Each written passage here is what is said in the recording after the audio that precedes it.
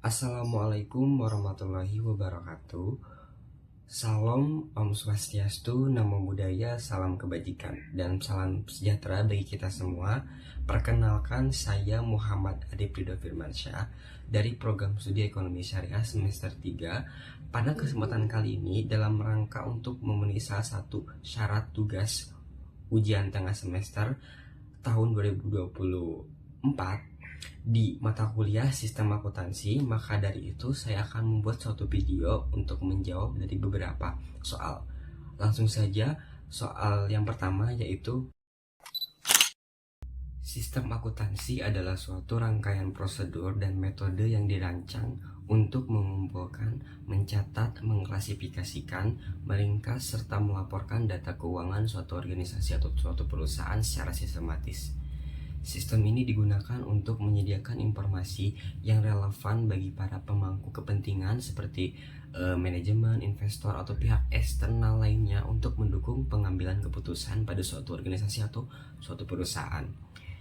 Lalu menurut Mulyadi dalam bukunya yang berjudul Sistem Akuntansi didefinisikan sebagai suatu organisasi, formulir, catatan, dan laporan yang dikoordinasikan sedemikian rupa untuk menyediakan informasi keuangan yang dibutuhkan dan manajemen guna mempermudah pengelolaan perusahaan.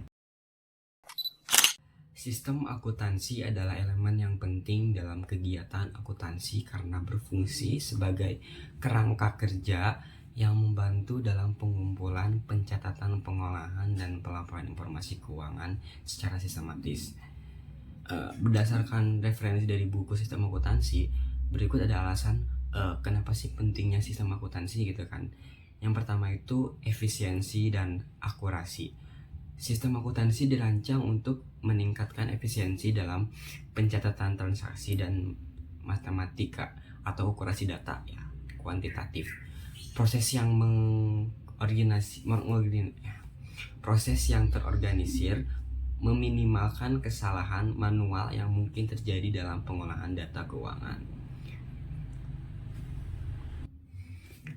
Lalu yang kedua, pengendalian internal. Sistem akuntansi menyediakan prosedur yang dapat digunakan untuk menjaga keamanan aset perusahaan dan mengurangi resiko kecurangan atau kesalahan. Hal ini penting untuk memastikan bahwa di ranah pengendalian internal data yang dihasilkan dapat dipercaya gitu kan.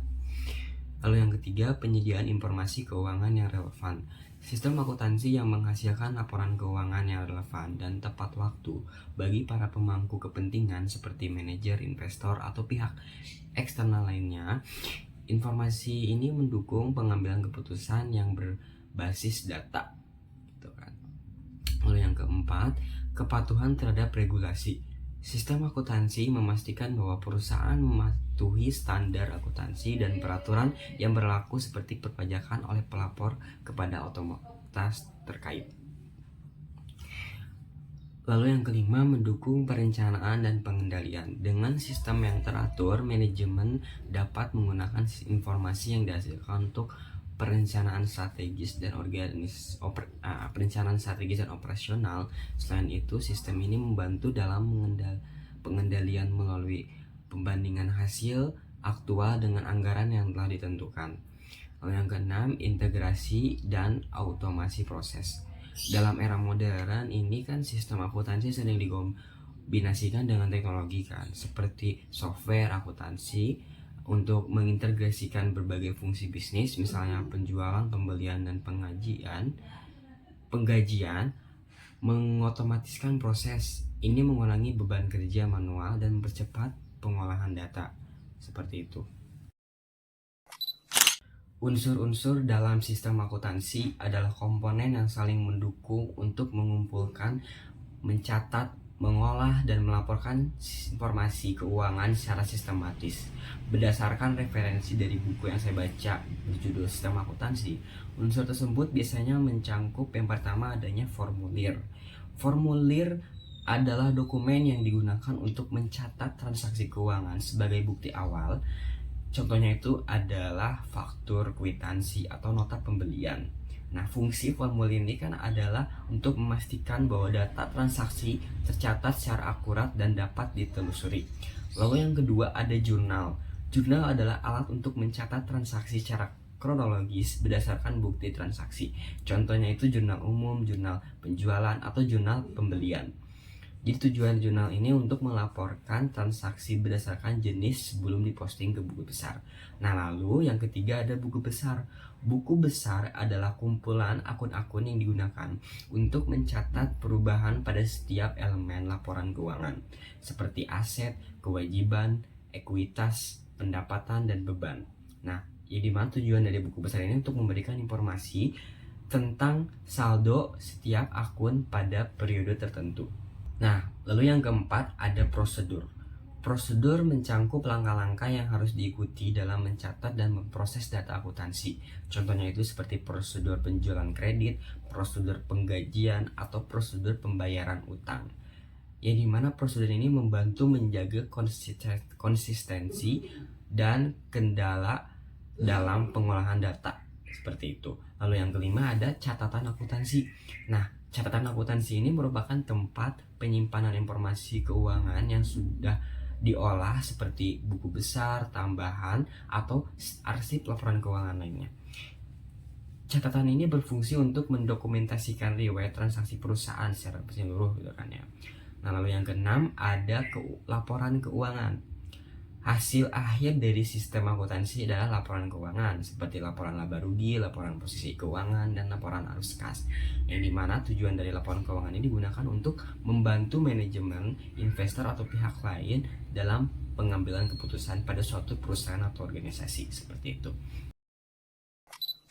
Dalam proses akuntansi, formulir memiliki peran penting sebagai alat bantu untuk mencatat dan transaksi secara sistematis dan terorganisir. Jika formulir tidak digunakan, maka proses pencatatan dapat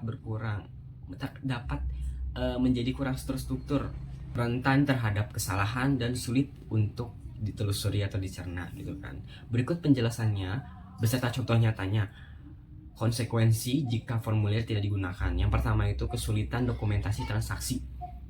Tanpa formulir, pencatatan transaksi mungkin hanya dilakukan secara lisan atau catatan informal atau melalui alat yang tidak terstandarisasi. Hal ini membuat sulit untuk memverifikasi transaksi di kemudian hari. Contohnya itu dalam bisnis kecil seperti warung tanpa menggunakan nota penjualan atau formulir pembelian. Pemilik hanya mengendalikan ingatan atau pencatatan transaksi. Akibatnya kemungkinan kan ada pendapatan atau pengeluaran yang terlewat atau salah hitung gitu kan. Lalu kedua, kesulitan rekonsilisasi. Formulir seperti struktur, kwitansi, atau bukti pengeluaran membantu mencocokkan data transaksi dengan catatan keuangan. Tanpa formulir, proses rekonsilisasi akan menjadi lebih rumit. Contohnya itu dalam organisasi ya atau perusahaan. Jika tidak ada formulir, klaim pengeluaran pegawaian yang mengajukan reimbursement bisa saja melaporkan jumlah yang tidak sesuai, yang sulit untuk divalidasi tanpa bukti pendukung seperti itu. Yang ketiga, minimnya akuntabilitas. Formulir memastikan bahwa setiap transaksi memiliki bukti fisik digital atau bukti fisik nyata yang dapat dilacak kembali, yang dapat dipertanggungjawabkan. Tanpa formulir, transaksi menjadi kurang transparan. Contohnya itu dalam pengelolaan dana kas kecil tanpa formulir pengeluaran, uang yang digunakan mungkin sulit untuk dipertanggungjawabkan seperti itu. Dengan demikian, formulir adalah alat bantu yang sangat penting dalam proses akuntansi untuk menjaga akurasi, efisiensi, dan akuntabilitas. Jika tidak digunakan, maka proses pencatatan keuangan dalam sistem akuntansi akan menjadi lebih rawan keliru terhadap kesalahan. Namun, ada metode akuntansi modern yang tidak memerlukan formulir fisik, melainkan menggunakan sistem digital atau pencatatan langsung dalam perangkat lunak akuntansi. Nah, sebagai contoh, transaksi real time, misalnya seketika seorang melakukan pembelian melalui e-commerce, bukti transaksi seperti kwitansi, faktur, seringkali hanya dalam bentuk digital langsung gitu kan. Jadi tidak ada secara bentuk fisik gitu kan, formulir cetaknya seperti itu. Sistem internal yang baik merupakan fondasi bagi kelangsungan dan keberhasilan operasional suatu perusahaan.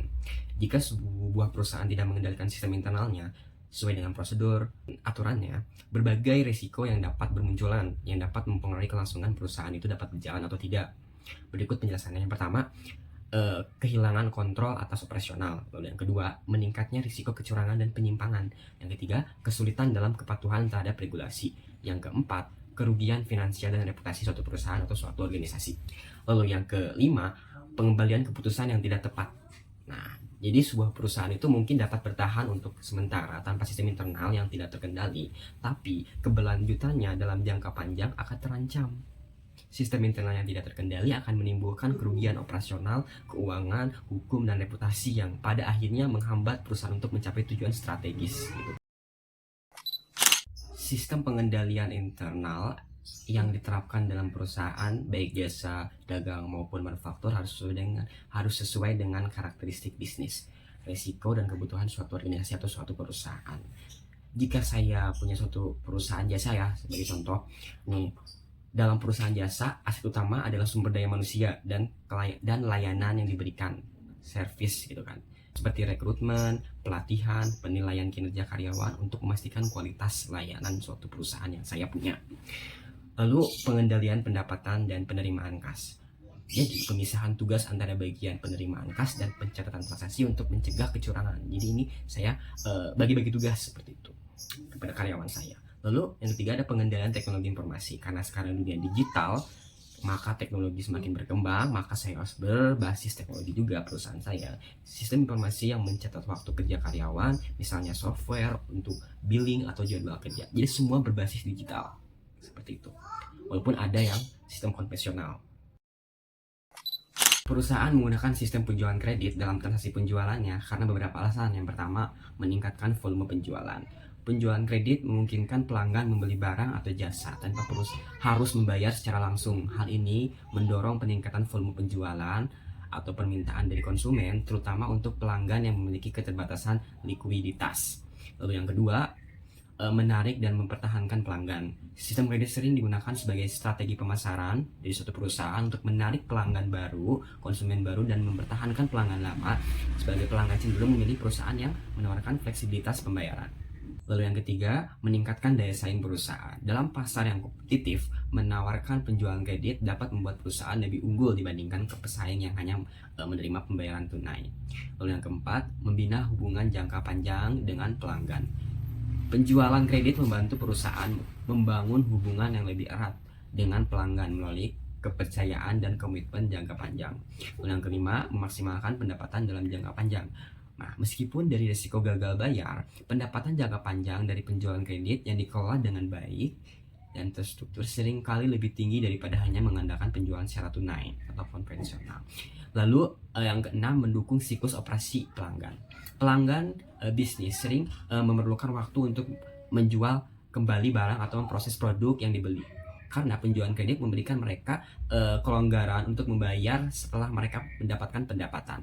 Namun, perlu dicatat ya bahwa penjualan kredit memerlukan pengelolaan yang baik untuk mengurangi risiko piutang tidak tertagih. Sistem akuntansi modern ini biasanya dilengkapi dengan modul pengelolaan piutang untuk membantu perusahaan memonitoring dan menilai kelayakan kredit pelanggan seperti itu.